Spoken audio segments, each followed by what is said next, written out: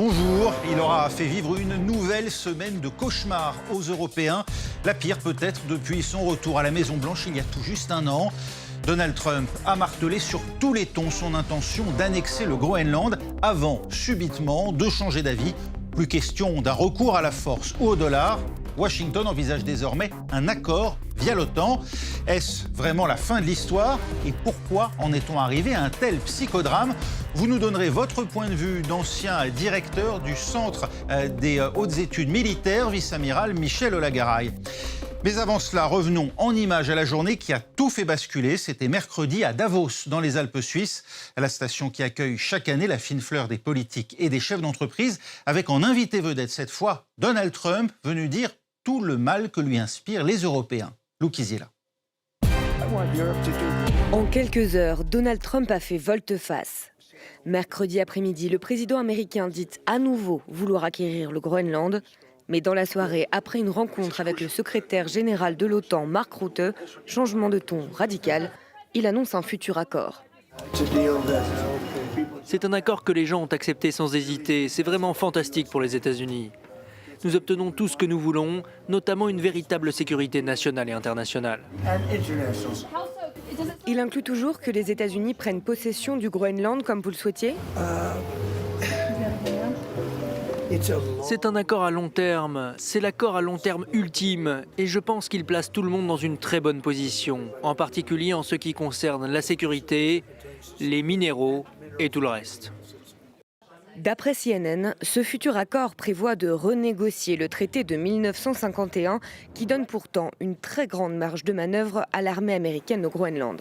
Pour le secrétaire général de l'OTAN, remettre en cause la souveraineté danoise sur le Groenland n'est en tout cas plus au programme du président américain. Cette question n'a pas été abordée lors de mes discussions avec le président ce soir. Il se concentre sur ce que nous devons faire pour protéger cette immense région arctique où des changements sont en cours, où les Chinois et les Russes sont de plus en plus actifs. C'était vraiment le sujet principal de nos discussions. Amiral Olagaray, n'est-ce pas là le revirement de trop? Est-ce que Donald Trump, sur ce énième changement de pied, n'a pas perdu ce qui lui restait encore de partisans, ici même en Europe, à savoir pour l'essentiel les souverainistes? Ben vous savez, revirement de trop, je pense qu'il ne faut pas s'avancer, parce qu'avec Trump, il y aura encore de multiples revirements, de multiples assauts, et il continuera de déstabiliser à peu près toutes les forces, y compris ceux qui le soutenaient, que parfois il déçoit d'ailleurs. Hein. Donc revirement, non. Simplement, il faut voir que Trump avance sur plusieurs fronts à la fois, et que lorsqu'un front s'épuise ou il subit un léger revers, il se lance sur un autre front. Donc il noie le poisson d'une façon assez extravagante, ce qui nous sidère tous. Néanmoins, c'est le chef de la plus grande puissance économique et mondiale, et tout le monde est obligé de l'écouter, comme à Davos, où il a fait une OPA sur cet événement.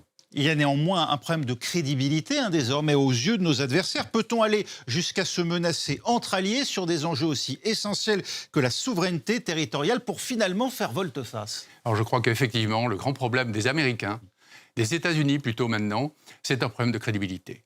Parce que d'un revers de main, Trump balaye toutes les conventions, tous les accords.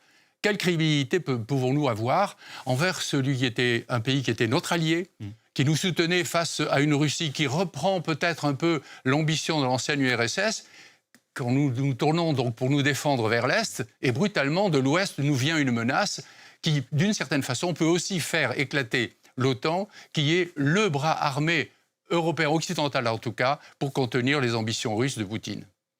Et cet intérêt pour le Groenland devenu obsessionnel chez Donald Trump, il provoque quel type de réaction outre-Atlantique aux États-Unis, où se trouve aussi le siège de l'ONU, Sarah Andersen? Il y a d'abord un soulagement ici après l'exclusion explicite de l'usage de la force au Groenland. Mais à New York et notamment dans les cercles diplomatiques proches de l'ONU, l'inquiétude demeure très forte. Même si le dossier n'est pas officiellement traité dans les couloirs des Nations Unies, il alimente de nombreuses discussions en marge. La crainte porte avant tout sur la solidité des alliances américaines et plus largement sur une remise en cause des normes internationales. Alors dans les médias américains, le ton est particulièrement sévère. Par exemple, le magazine The Atlantic qualifie cette obsession groenlandaise d'épisode disgracieux et honteux. Et puis sur le plan politique, eh bien, les ambitions de Donald Trump ont globalement suscité l'incrédulité et la consternation chez les démocrates évidemment, mais aussi au sein du camp Trump à Washington. À l'inverse, certains républicains proches du président y voient une démonstration de fermeté, fidèle à la doctrine America First. Et ils présentent l'accord évoqué par Donald Trump avec l'OTAN comme une victoire pour les intérêts américains. Ils estiment que la pression exercée par Donald Trump a contraint les alliés à coopérer. Amiral, quel intérêt présente le Groenland d'un point de vue stratégique? Alors son intérêt est renouvelé. Et renouvelé parce que du temps de la guerre froide, bien sûr, c'était un poste avancé. Il y avait environ 15 à 17 000 soldats américains au Groenland. Mais maintenant, la menace que Trump commence à bien stigmatiser, c'est bien celle de la Russie nouvelle. Bien que Poutine soit un ami intime qu'il adore, bien évidemment, bien qu'il soit un peu stupide aussi, d'après ses dires, hein, bien sûr, quand même la Russie est désignée comme celui qui peut lancer des fusées très très puissantes sur les États-Unis et sur le monde occidental. Donc il faut s'en prémunir et il faut donc essayer de revitaliser cette avancée tout en sachant que quand même le territoire, la mer Arctique est bordée principalement par les terres de la Russie. Et que les États-Unis, eux, n'ont que le bout d'Alaska. Ils aimeraient bien avoir tout le reste qui est contrôlé, qui appartient au Canada, bien sûr, et bien sûr reprendre ce Groenland qui n'est qu'un morceau de glaçon, d'après lui, mais qui recèle bien d'autres richesses. Donc, si vous voulez, il y a cet intérêt-là. Il y a aussi d'autres intérêts, bien sûr, que recèle cette mer Arctique, bien sûr. Et puis aussi, qu'est-ce que c'est que cette nouvelle route, les eaux froides? La Russie a toujours été obsédée par l'accès aux eaux chaudes pendant très longtemps parce qu'on ne pouvait commercer mondialement que par les eaux chaudes, d'où son intérêt pour la mer Noire, la Méditerranée, etc., qui est un peu contrecarré actuellement d'ailleurs, et c'est ce qui l'agace beaucoup. Il n'empêche que maintenant, avec les Chinois, la flotte de brise-glace russe qu'il possède encore et qu'il augmente, bien sûr, eh bien, cette route-là s'ouvre. C'est une route commerciale importante, c'est donc un atout économique majeur, et il me semble que contrôler cette route-là est aussi un objectif de la puissance américaine, comme ce doit être également un objectif pour les Européens. L'unique base américaine, alors qu'il est au Groenland, celle de Pituffik, elle est un élément vital du système de défense antimissile américain aujourd'hui? Elle est un élément important. On peut le compléter. Il doit avoir envie de la compléter par d'autres bases avancées, essentiellement de détection. On peut penser peut-être qu'il y installerait quelques armes.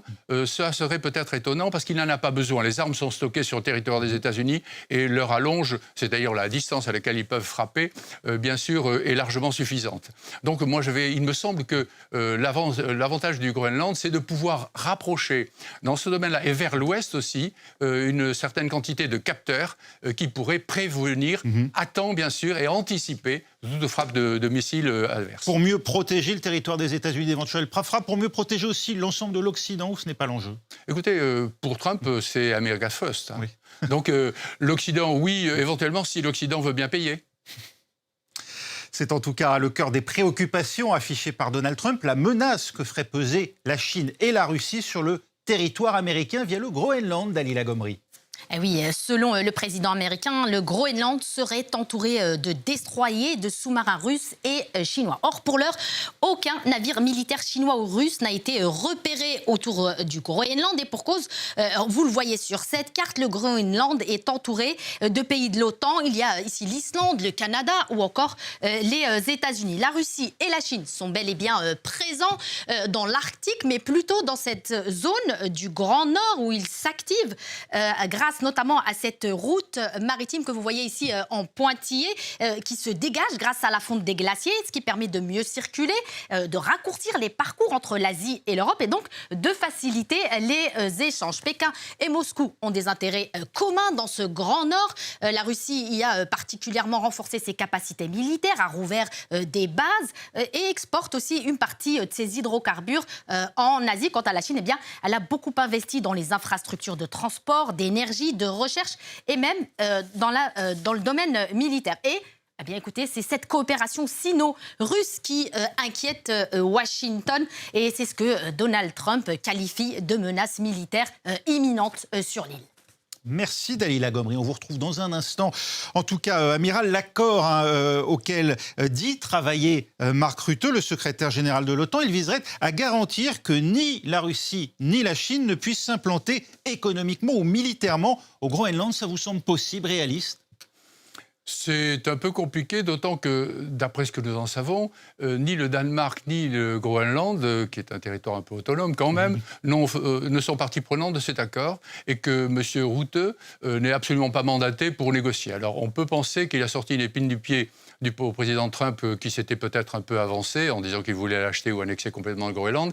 Il n'empêche que c'est un problème quand même extraordinairement important et on ne voit pas très bien comment il pourrait faire autrement que de négocier, sans parler d'extraterritorialité. Mais l'OTAN a quand même ouvert cette route-là. Et quand on rajoute à cela qu'un exercice de l'OTAN a été proposé au Groenland, avec bien sûr plus que l'appui de la France, on peut penser qu'il y a là une voie. Parce qu'avec Trump, le problème, c'est qu'il faut toujours trouver une voie dans son exercice de génie du deal.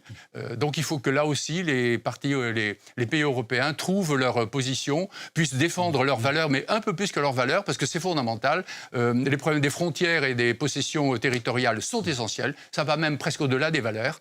Et cela, l'Europe ne pourra pas accepter qu'il y ait quelques entorses, si vous voulez, dans ce domaine-là. Il est donc aujourd'hui question, on l'a compris, de revisiter l'accord de défense de 1951 par lequel les États-Unis maintiennent une présence militaire au Groenland tout en reconnaissant la souveraineté du Danemark sur ce territoire. À Pitoufik, l'accord de sécurité donne des pouvoirs importants à Donald Trump. On voit ça avec Alice Broga. C'est un territoire dont Donald Trump veut s'emparer à tout prix, au nom, dit-il, de la sécurité nationale. Actuellement, le Groenland est sillonné de navires russes et chinois. Nous avons besoin du Groenland pour des raisons de sécurité nationale et le Danemark ne pourra pas nous l'assurer, j'en suis certain. Donald Trump a pourtant déjà la possibilité d'y renforcer la présence américaine, car les États-Unis disposent d'un accès militaire garanti sur l'île depuis 75 ans. Leur présence au Groenland remonte à la Seconde Guerre mondiale. En 1941, Washington obtient le droit d'y construire des bases militaires pour défendre le territoire d'éventuelles agressions allemandes. Ils y créent la base de Pituffik, toujours en activité aujourd'hui. Puis, durant la guerre froide, les États-Unis, alliés du Danemark au sein de l'OTAN, maintiennent leur présence sur l'île. C'est l'accord de 1951. Il définit des zones de défense dans lesquelles les États-Unis peuvent construire des installations et stationner du personnel pour protéger les lieux. Les États-Unis y administrent une dizaine de bases et y déploient jusqu'à 6000 soldats. Objectif, contrer la menace soviétique et notamment le risque d'un survol de l'île par un missile se dirigeant vers l'Amérique du Nord. Après la chute de l'URSS, la plupart des bases sont fermées, mais l'accord militaire est toujours en vigueur. Le texte est même actualisé en 2004. Le gouvernement local du Groenland devient lui-même signataire de l'accord. Et les États-Unis sont tenus de consulter et d'informer le Danemark et le Groenland pour toute modification significative de leurs opérations sur l'île. Dans les faits, les autorités locales ont toujours satisfait aux requêtes américaines. Les États-Unis prétendent avoir besoin du Groenland pour leur sécurité nationale. Mais l'accord en vigueur, ainsi que la bonne volonté politique qui accompagne sa mise en œuvre concrète, font que les États-Unis pourraient probablement obtenir à peu près tout ce dont ils ont besoin au Groenland en le demandant simplement poliment. Les États-Unis pourraient donc simplement augmenter le nombre de soldats sur place en informant leurs alliés, mais sans s'emparer de ce territoire, attaché à la couronne danoise depuis près de 300 ans. Amiral, si d'aventure un pouvoir moins favorable aux États-Unis s'installait un jour au Danemark, on pourrait comprendre les craintes américaines de voir leur présence remise en cause au Groenland. Écoutez, pour l'instant, ce qu'on peut dire, c'est que c'est plutôt l'administration Trump qui remet en cause absolument tout ce que les États-Unis ont signé depuis un certain nombre d'années. On ne compte plus le nombre de conventions qu'il a balayées d'un revers de main. Donc, si vous voulez, la menace qu'un petit pays comme le Danemark ou une union aussi faible militairement simplement que l'Union européenne, puisse appliquer à cette convention-là le traitement que fait subir Trump à toutes les autres conventions, ça n'est pas vraisemblable. En revanche, nous devons tous craindre que chaque fois qu'ils signent une convention, eh bien, les États-Unis ne les respectent pas. Et cela même a dévalorisé complètement la parole des États-Unis et le mal que fait M. Trump aux États-Unis dans la confiance que peut avoir le monde dans l'action des États-Unis est absolument considérable et désastreuse. Alors l'accord, justement, dont il est question à présent, envisagerait, de ce que l'on en sait en tout cas, de céder des parcelles de souveraineté aux États-Unis, à commencer par celle sur laquelle repose cette base de Pitoufik, un peu à l'image, en s'inspirant du moins de ce que les Britanniques ont obtenu à Chypre. Cet exemple, il est réplicable ailleurs? Remarquez, on a Guantanamo aussi.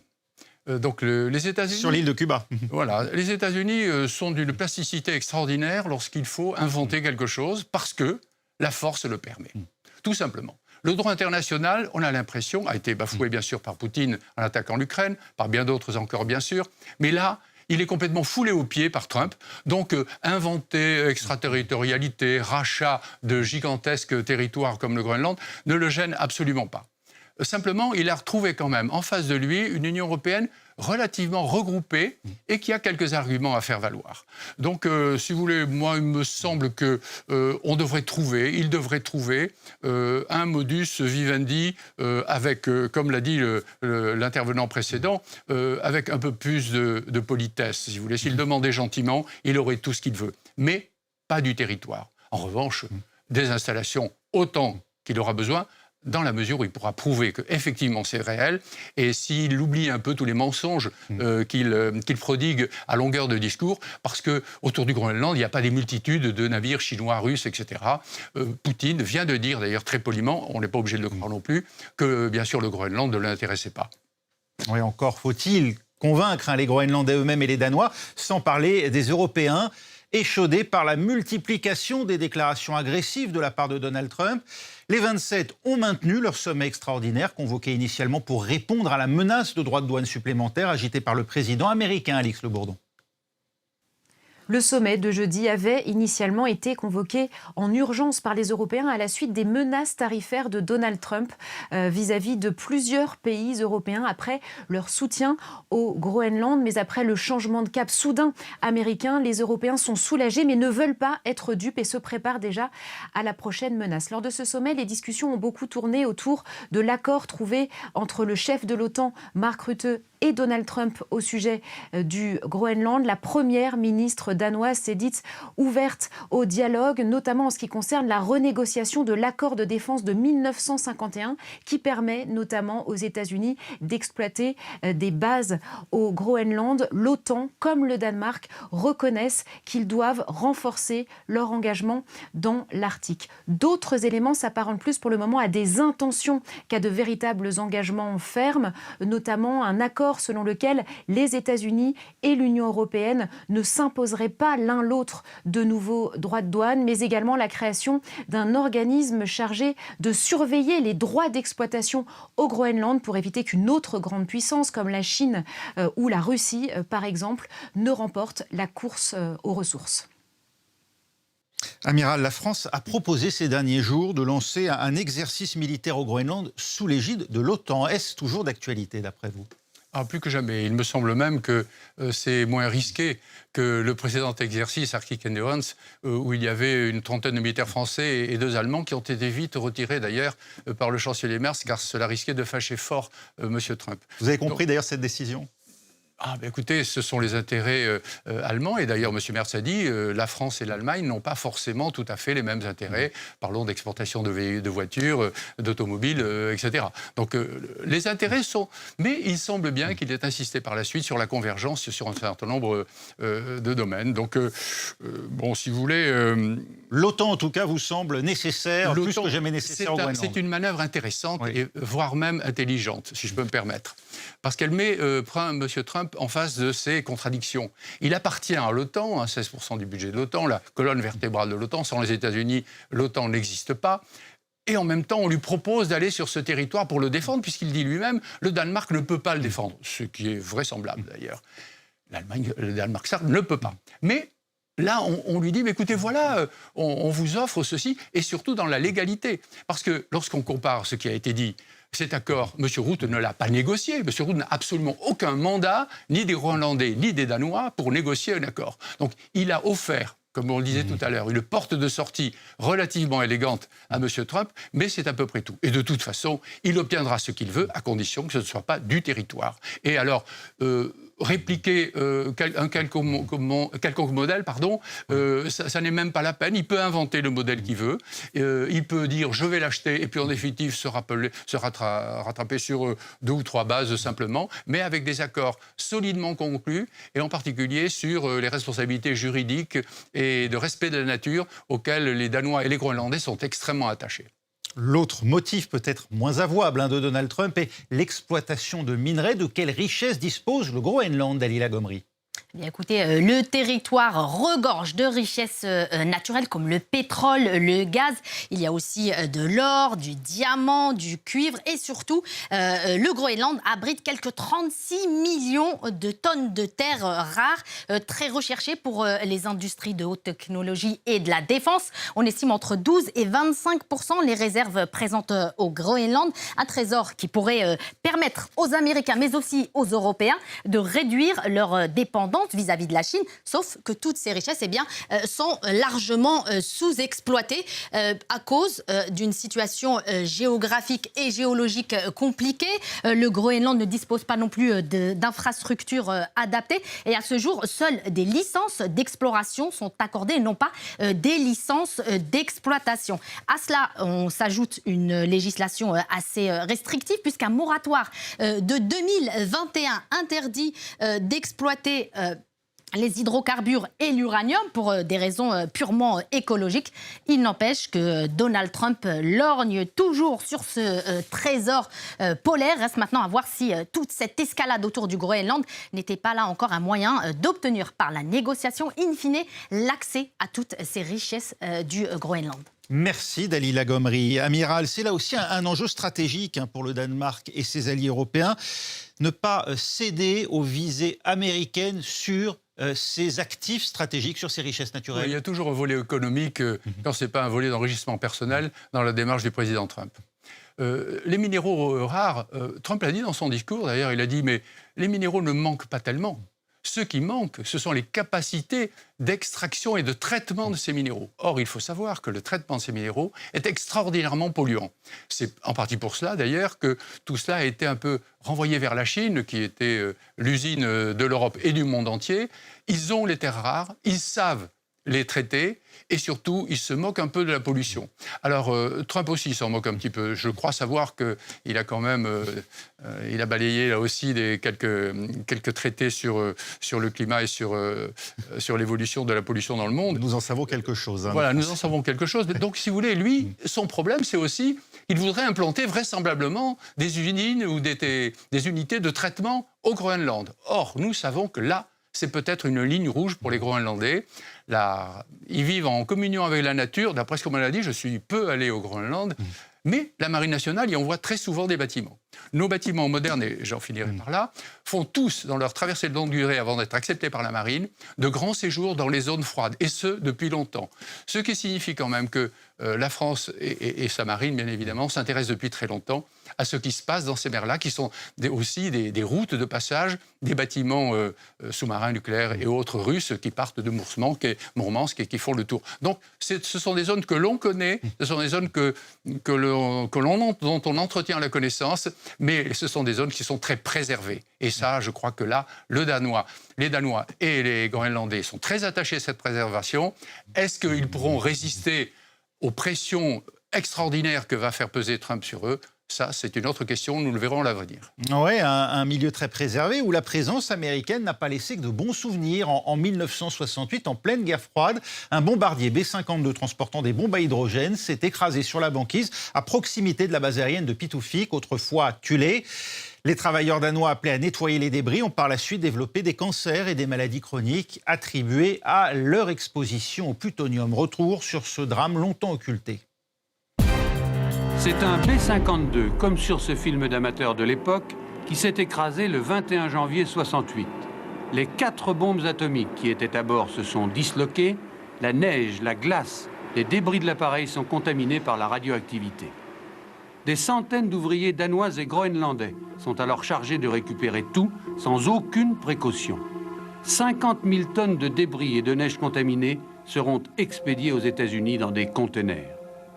Dans l'année qui va suivre, 98 personnes sur 1202 employés de la base vont mourir. Un taux de mortalité de 40% supérieur à la normale.